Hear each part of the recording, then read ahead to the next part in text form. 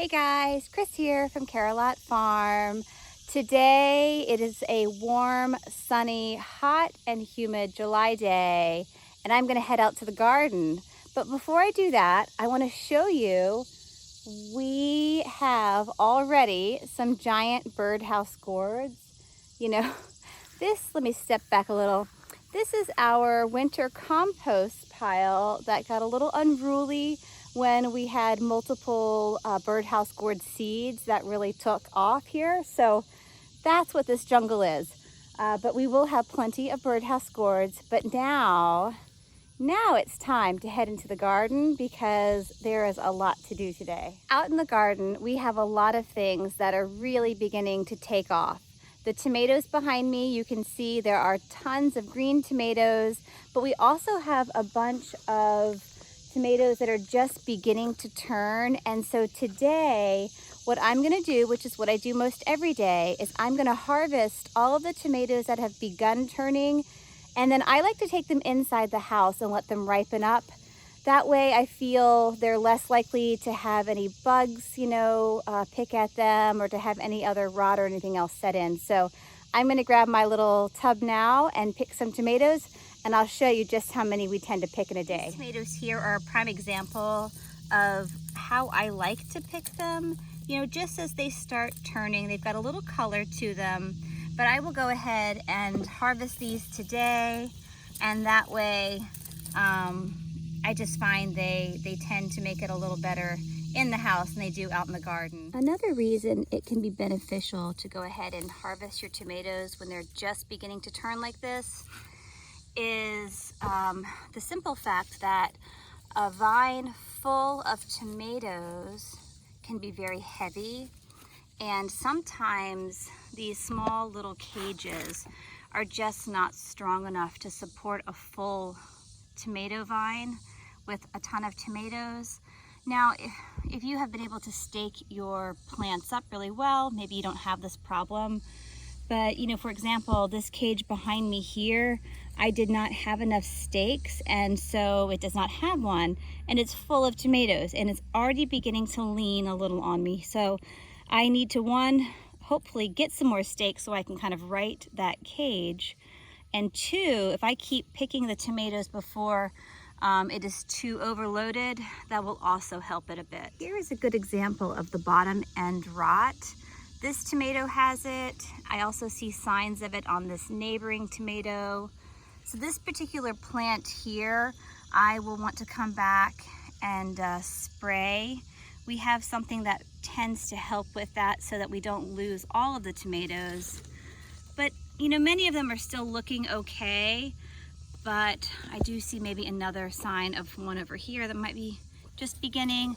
Oh, and there's another one there. So we definitely have bottom end rot on this particular plant here. Here's a nice small little sandwich style tomato. They are beginning to split open. So again, that's another reason I like to pick them early, bring them into the house, and they tend to fare a little bit better. We have a decent number of tomatoes here to go into the house to ripen up. We will be getting a lot more though in the coming days.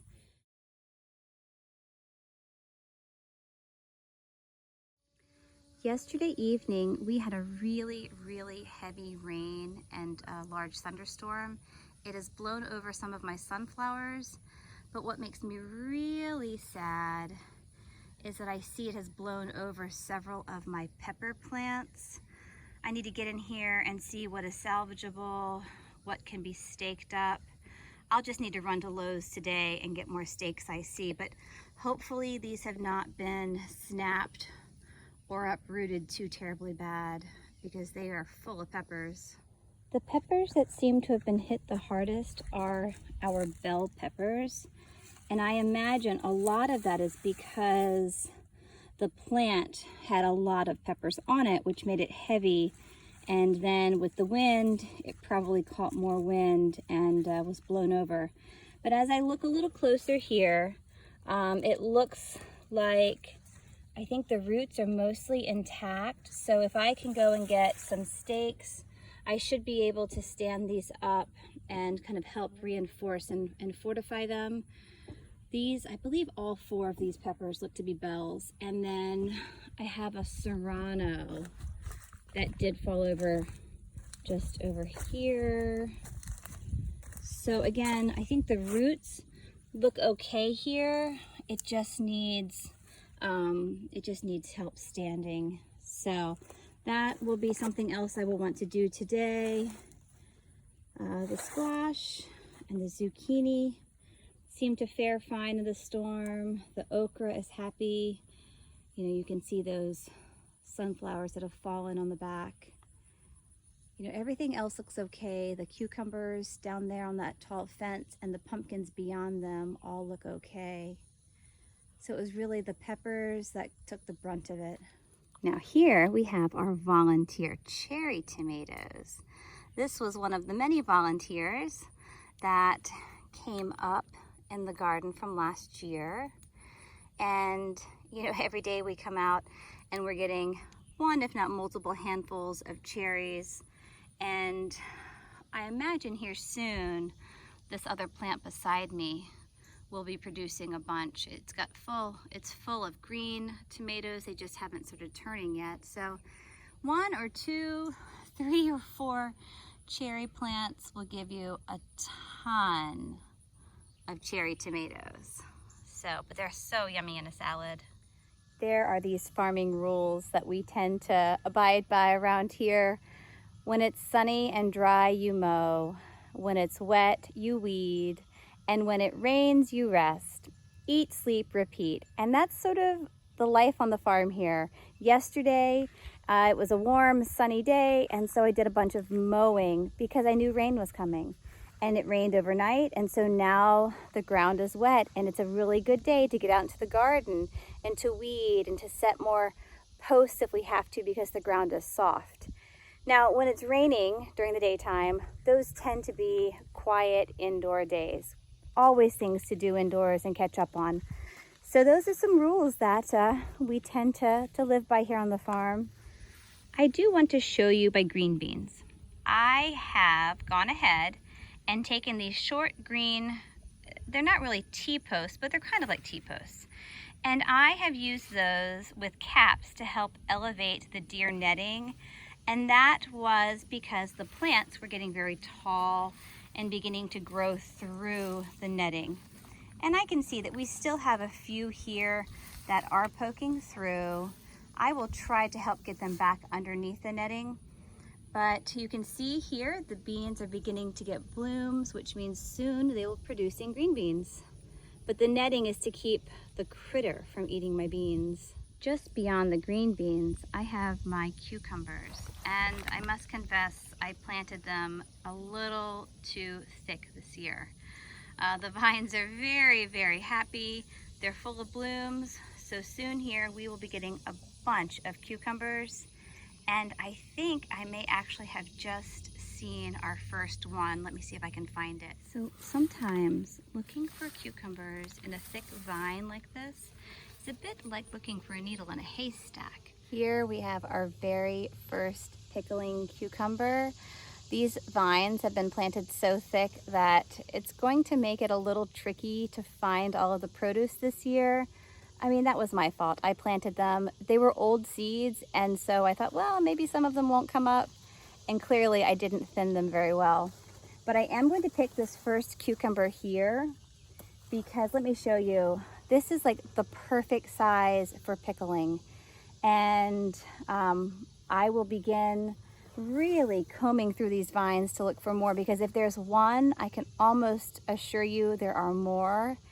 And what we don't want is for them to get too large because then they're not good for pickling. I mean, sometimes we do slices out of them and they can be a little larger, but when they get really big, we tend to scoop out the seeds and make a cucumber salad. So again, we try not to waste the produce, but in a perfect world, this is what we're looking for. I mentioned our pumpkins earlier. They have really, really grown in the last week. They sit just beside the cucumbers and it's going to be hard pressed to continue to keep my pathway open here. But even our pumpkins are beginning to get some blooms on them and they are forming little baby pumpkins. You can see a little bloom back in there. So the pumpkins are looking very happy. And then beside our pumpkins, we have our sweet potatoes. And they just have to grow, grow, grow. You know, the potatoes are forming underground and the foliage, I have allowed 2 rows to grow together here. And then I'm trying to encourage the other 2 rows to grow together. And that way I can hopefully keep a pathway open for watering purposes. And then here at the back of the garden, I'll show you, you really can't even see our potatoes, and that is because the plants have all died back. And yes, they are overgrown with weeds, but maybe tonight, this evening, might be a good time to come out and try to harvest these potatoes. But they're all along this back edge of the garden here.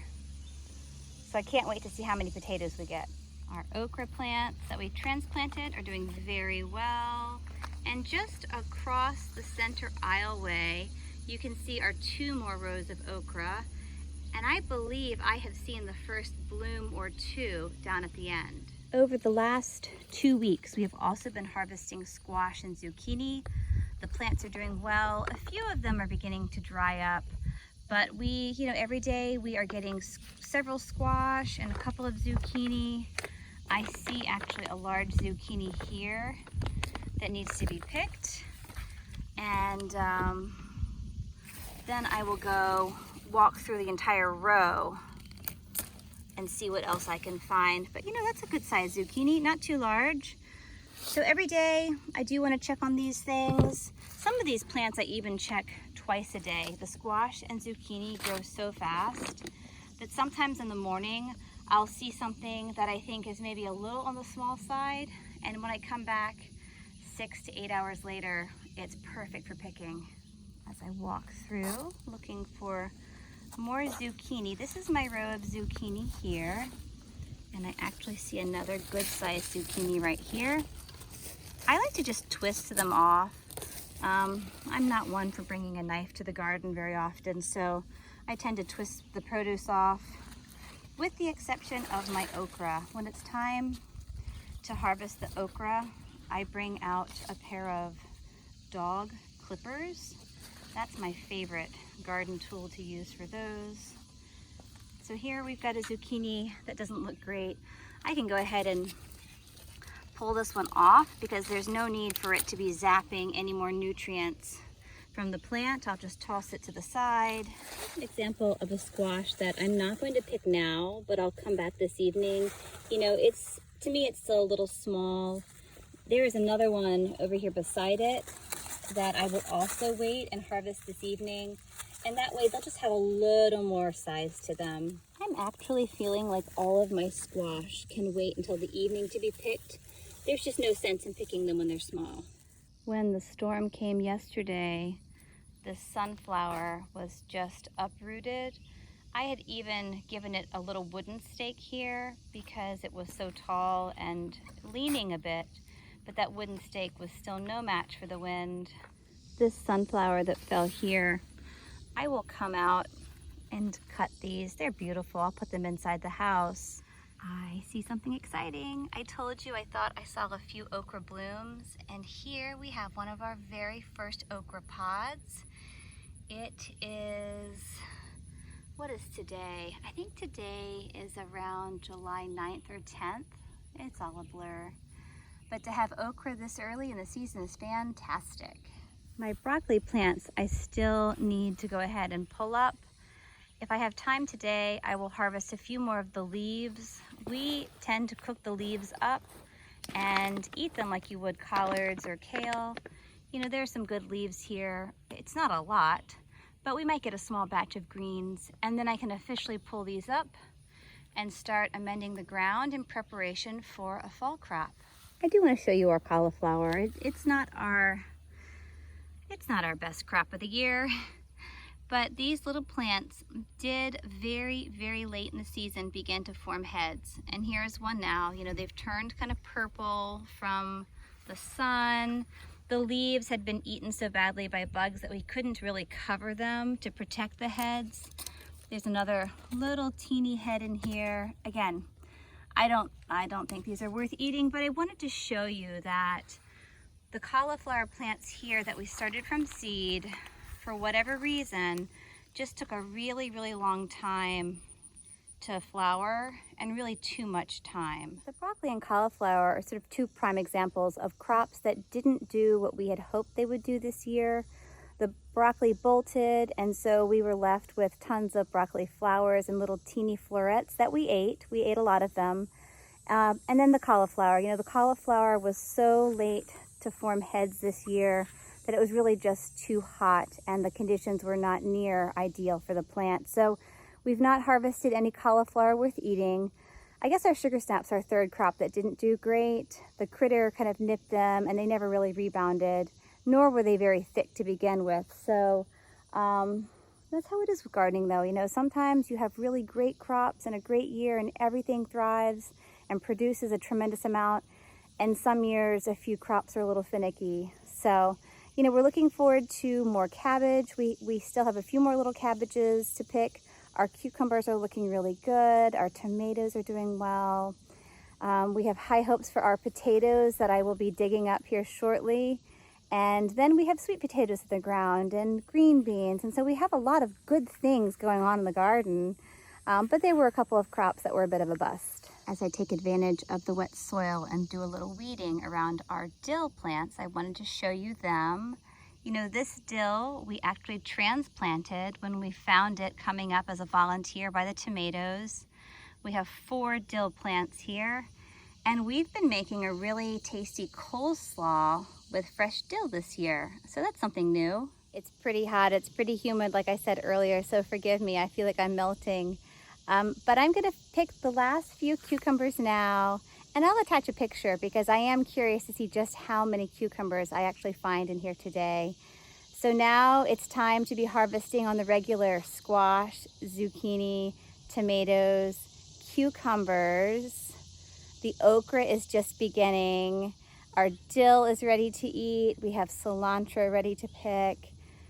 And then potatoes, those white potatoes that we planted. So we have a lot of crops that are needing regular picking now, and of course watering and tending. But fortunately, we are getting these summer thunder showers most evenings, and that's helping with some of the watering. Cucumbers, like squash and zucchini, can grow very fast. As I continue my cucumber search, you know, I'm finding several. Here is one here. And then just across the fence line, there's another. So there are just so many cucumbers in here that I had no idea of. It's an exciting day. Now, here is one of those big fat cucumbers. Again, I had no idea they were out here. So this one is no good for pickling. I will probably make a little cucumber salad out of that one. You know, it's just too big. But here's another good one. I mean, this is a very good pickling cucumber size right here. So that, I would have to say, that was the most exciting thing in the garden today, were the cucumbers. After lunch, I ran to the store and bought more steaks. I then came back and reevaluated the peppers. We actually had 12 peppers that needed to be staked up, and so I took care of them, and everything is looking really good now. Round 2 for picking in the garden. Not bad. Thank you so much for joining me today. It wasn't the day I thought it was going to be in the garden. I thought I was just going to be weeding and picking a little bit. However, we had a lot of peppers that needed tending, a few tomatoes that needed shoring up. And I mean, look at all these green peppers. I am not really sure what I will do with them. And then cucumbers, you know, it was a big surprise. I had no idea that we already had ripe cucumbers on the vines. So those were the 2 big surprises for the day. And then don't forget, there was that one little okra pod. So by the end of the week, I'll probably be picking okra as well. So a great day here on the farm, super good gardening. And hopefully this rain will come, water everything so I don't have to. But first, I do have a few more things. So thanks for joining. Check back soon and have a great evening. Bye, guys.